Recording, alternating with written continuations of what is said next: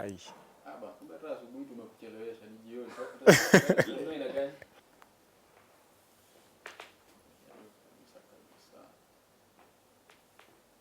Nachino kubelieve in you bado umejipo.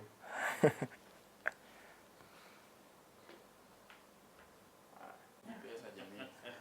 200 jamii. Hizo tu. Kile ndio ni mshahara tu watu.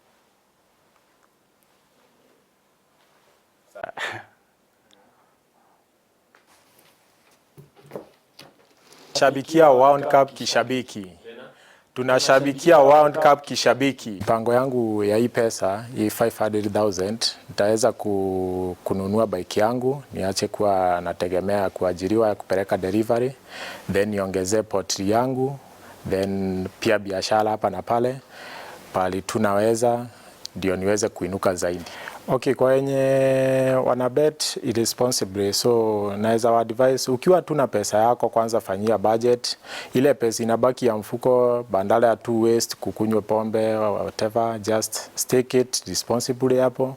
Your luck will come.